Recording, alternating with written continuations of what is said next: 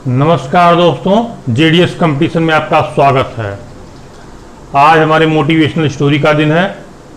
Motivational story तो शुरू करेंगे ही करेंगे और आज नवरात्र का प्रथम दिन भी है। पहले मैं आप सभी लोगों को बधाई दे देता हूं। आप पूजा अर्चना करते हैं, पूजा पाठ कीजिए, माँ दुर्गा के श्री चरणों में जाइए, वहाँ से आशीर्वाद प्राप्त कीजिए। और भारत भूमि का तो इतिहास रहा है, जम्बूद्वीप का इतिहास रहा है कि हमेशा से कन्याएं यहाँ पूजी जाती रही हैं। इसमें कोई दो राय नहीं, चाहे सीता हो, चाहे माँ दुर्गा हो, चाहे जो भी हो, गौरी के रूप में हो, हर रूप में विद्यमान है। और जहाँ इनकी पूजा होती है वहीं देवता वास करते हैं। और ऐसा नहीं किसी पर्टिकुलर एक धर्म की बात मैं यहाँ कर रहा हूँ, हिंदू धर्म की बात कर रहा हूँ, हर धर्म में इनका उचित सम्मान किया ही जाना चाहिए। आज मैं इसी से समसामयिक एक स्टोरी, अब चूंकि दिन ही ऐसा है, मैं एक स्टोरी पेश करने जा रहा हूं। एक ऐसी कन्या का, एक ऐसी बच्ची का जिसने अपने प्रबल निश्चय से इतिहास रच दिया। यहां पर एक पंक्ति मुझे याद आ गई और मैं कहना उसको श्रेष्ठकर समझूंगा। फलक को जिद है जहां बिजलियां गिराने की, हमें भी जिद है वहां आसियां बसाने की। उस बच्ची ने यही काम किया। दुख पे दुख, दुख पे दुख देते ईश्वर चले गए, लेकिन हार नहीं मानी। और सही भी है, जिस क्षण, जिस वक्त आप उस कुदरत से हार मान जाते हैं तो कुदरत आपको कुछ देती नहीं है।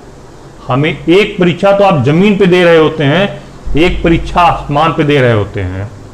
जमीन की परीक्षा तो बात छोड़िए, आसमानी परीक्षा में अगर आप पास हो गए तो फिर कोई आपको रोकने टोकने वाला नहीं है। आप अपने वांछित लक्ष्य को प्राप्त करेंगे ही करेंगे। अब मैं आगे आता हूं उस कहानी की तरफ। वो कहानी नहीं है, वो सच्ची घटना है। मैं नाम नहीं जानता उस लड़की का, और कुछ नहीं जानता। मैंने वो स्टोरी अभी हाल फिलहाल में पढ़ी है कहीं पर, मुझे बड़ी पसंद आई और बहुत द्रवित करने वाली भी स्टोरी है वो। हो सकता है, संभव है आप भी इमोशनल हो जाएं। हम उसको 2-3 बार पढ़े तो मैं इमोशनल हुआ। अब हमें इतनी शक्ति समय ईश्वर दे कि आपको जब मैं सुना रहा हूं, डिलीवर कर रहा हूं, मैं इमोशनल होने पाऊं। कहानी किसी एक छोटे से शहर में, घटना किसी एक छोटे से शहर की है, जहां पे एक पिता के 2 या 3 बच्चियां थी। करना भी नहीं मालूम कितनी बच्चियां थी, लेकिन एक बच्ची का उसमें जिक्र है। उस बच्ची को पढ़ा रहा था और वो पिता जो है बहुत गरीब था। बच्ची का पढ़ने में बहुत मन लगता था और क्लास फर्स्ट से ही वो 9th तक बहुत अच्छे नंबर लाती थी। तो उसके पिता ने उससे वादा किया कि अगर तुम हाई स्कूल में बहुत अच्छा नंबर लाओगे, अपने कॉलेज या अपने जिले को टॉप करोगी, या प्रदेश को भी संभवतः, कॉलेज या जिला ही बोला होगा क्योंकि बहुत बड़ी सोच नहीं थी उस पिता की उस समय। तो कहा कि अगर बहुत अच्छे नंबर लेके आओगी तो इस शहर का, छोटे सा जो सबसे बड़ा रेस्तरां होगा, मैं तुम्हें वहां पे चल के डोसा खिलाऊंगा। बच्ची डोसा का लालच तो नहीं समझी, लेकिन अपने पिता की खुशी उस डोसे में देख रही थी वो बच्ची कि हमारे पिता इतने खुश हो जाएंगे कि हमें डोसा खिलाएंगे। हम तो मेहनत करेंगे ही करेंगे, कर ही रहे हैं, उसमें कोई दो राय नहीं, लेकिन वो वहां अपनी खुशी नहीं, अपने पिता की खुशी ढूंढ रही थी। हाई स्कूल में बहुत मेहनत की, मेहनत तो कर रही थी बच्ची, और सत्य हुआ वो हाई स्कूल बहुत अच्छे नंबरों से पास हुई। जितना उसके पिता ने कहा था उससे भी ज्यादा नंबर लेके आई। अब उसके पिता लेके गए शहर के सबसे बड़े रेस्तरां में, जिसमें उसने कहा, तो लेके गए वहां पे डोसा खिलाने। अब उनके कपड़े थोड़ा सा बढ़िया नहीं थे, बच्चे अपना ठीक ठाक बच्चे पहना दिए थे। उनके बाद भाई एक 2 कपड़े रहेंगे बहुत ठीक नहीं थे। गरीबी का मार बहुत, सब गरीबी सबसे बड़ा अभिशाप है, ये आप मान के चलिए। इसीलिए करप्शन जब मैं देखता हूं, सुनता हूं, मुझे उससे घृणा होती है। और जब ये दृश्य कभी हमारे सामने आता है तो अपने आप को रोक नहीं पाता, आप भी नहीं रोक पाएंगे कि अगर हकीकत आप ये सब देखेंगे तो सच्चाई है। तो उस दृश्य को अगर आपने देखा होता, महसूस भी कीजिए, तो बहुत ही इमोशनल सीन थी वो अपना गया किसी एक होटल के सबसे किनारे वाली किसी बेंच पे, 2 सीट लगी हुई थी, वहां पे बैठा। वेटर पहुंचा, वेटर से कहा भाई 1 डोसा लेके आओ। वेटर कहा सर आप लोग 2 लोग हैं तो 1 डोसा का, नहीं देखो भाई एक ही डोसा का मैंने इसको खिलाऊं, बच्ची खिलाऊंगा, मैं नहीं खाऊंगा। कहे सर क्यों, आप इतना बढ़िया डोसा हमारे क्या बनता है, आप भी खाइए। तो बताना नहीं चाहता था, लेकिन वेटर के 1-2 बार कहने पर वो बोल दिया भाई हमें एक ही डोसे का पैसा मेरे पास है, हम एक ही डोसा इसको खिलाएंगे।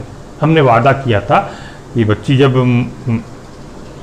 हाई स्कूल में बहुत अच्छा नंबर लेके आएगी तो मैं इसको शहर के सबसे बड़े रेस्तरां में चल के डोसा खिलाऊंगा। तो वेटर की आंखें नम हो गई, सोचिए। फिर गया अपने मैनेजर के पास, वेटर का सर वहाँ पे एक पिता पुत्री के साथ आया, 1 डोसा का ऑर्डर दिया है और आप हमारे सैलरी में से पैसा काट लीजिएगा, मैं उस पिता को भी डोसा खिलाना चाहता हूँ। कि भाई क्या ऐसी बात है कि इतना तुम हो गए कि एक कस्टमर को डोसा खिलाने लगे, हमको बताओ, हम तुम्हारी सैलरी में से क्यों पैसा काटे हो, तुम खिला क्यों रहे हो, ये बताओ हमें। मैनेजर डरते हुए उसको पूछा। अब वो भी उसका भी गला वो हो गया, बैठ गया, मतलब रुआसे टाइप में हो गया। तो उसने बताया सर ऐसी सी बात है। अब मैनेजर साहब जो थे महोदय, वो भी इमोशनल, तुरंत बाहर आए और कहे कि इस पूरे होटल में जितने लोग बैठे हैं इस फ्लोर पर, सभी को आज का खाना मुफ्त मेरी तरफ से। और ये एक जश्न है। एक यहाँ बच्ची आई हुई है, वो हाई स्कूल में सबसे अच्छा परसेंटेज आई है, और उस बच्ची के खुशी में हम लोग जश्न मनाएंगे और जो भी खाना वो खाएगी उसको हम लोग खिलाएंगे, और ये सब पूरा खर्चा ये होटल बियर करेगा और उस बच्ची को ससम्मान यहाँ से विदाई दी जाएगी। कहे भाई, अब बच्ची को बुलाया गया, उसके पिता को बुलाया गया, नाम बताया गया, सभी लोगों ने ताली पीट के स्वागत किया, उसको मिठाई खिलाया, सब लोगों ने बहुत प्रसन्न हुए सब लोग। लेकिन मैनेजर ने पूरी स्टोरी उनको बताई नहीं थी क्यों ऐसा हमने किया है, बस वो कहा हमारी तरफ से है पूरा मामला। और फिर उन दोनों को भरपेट बाकायदा भोजन खिलाया और उनको मिठाई का पूरा डब्बा भी दिया। वो मैनेजर कहा आप जाइए अपने कॉलोनी में सबको मिठाई का वितरण कीजिए और कुछ आपको पैसा देने की कोई आवश्यकता नहीं है। अब वो पिता पुत्री वहाँ से चले गए, अपने कॉलोनी में भी मिठाई उठाई बांटा वाटा, भाई बड़ा खुशी का माहौल था, अच्छी बात है। 10 साल बाद या 10 साल बाद लगभग वो बच्ची आईएएस के कंपटीशन में बैठी और आईएएस बीट कर गई। यही प्रबल निश्चय है, फलक को जिद है, जो हमने सुनाया। आईएएस बीट कर गई और फिर वो उसी शहर में डीएम बन के आई, कलेक्टर डीएम बन के आई, और उसी होटल में गई भोजन करने के लिए। मैनेजर वही था, पहचान नहीं पाया। मैनेजर से पूछा क्या आप मुझे पहचान पा रहे हैं? कह नहीं। बात बहुत तामझाम उसके साथ था और कहीं बैठी हुई थी। मैनेजर साहब को बुलवाई, पूछा गया भाई खाना वाना लगाया गया, उस समय सवाल रिपीट किया कि क्या आप मुझे पहचान पा रहे हैं? कह नहीं। क्या याद कीजिए कि 10 साल पहले किसी बच्ची ने हाई स्कूल टॉप किया था, आपने उसके सम्मान में इस होटल में एक पार्टी ऑर्गेनाइज की थी। कहाँ मैं याद आया, वो तो बहुत पहले की घटना है, अभी भी नहीं जानना कि यही लड़की है। क्या मैं वही लड़की हूँ? तो वो मैनेजर भी एकदम भाव विभोर हो गया कि क्या बात है। उस समय भी हमने देखा था, हमने तो ये कभी कल्पना की नहीं थी। कस्टमर आते रहते भूल जाते, हमको भी नहीं याद था। फिर खाना पीना खाया और तब पूरा बिल पेमेंट किया वहाँ पे। फिर उसने कहा कि मैं आपको और आपके जो वेटर था, मैं उसको इस समाज में सम्मानित करना चाहती हूँ भरे मंच से, क्योंकि आप जैसे लोग अगर इस समाज का हिस्सा हैं तो निसंदेह ये समाज कहीं बिखरने नहीं पाएगा। और उन्हीं लोगों की वजह से, आप सत्य मानिए, उन्हीं लोग, हमारे समाज में बहुत अवांछित तत्व विद्यमान हैं, लेकिन ऐसे लोगों की वजह से ही आज हमारा ये समाज सर्वाइव कर रहा है। होना भी चाहिए। और उस डीएम ने उसको मैनेजर को, वेटर को बुलाया और एकदम प्रशस्ति पत्र दिया, सम्मान दिया, पैसे भी दिए, सब कुछ। वो मैनेजर उतना पाके एकदम भाव विभोर हो गया कि हमने तो इतना बड़ा काम किया नहीं था, हमने तो छोटा सा काम किया था। इस एक होटल में हमने वो ऑर्गेनाइज किया था, खाली वहाँ पर 20-30 लोग थे, लेकिन एक कलेक्टर साहिबा ने हमें तो पूरे जिले में, पूरे प्रदेश में हाईलाइट कर दिया।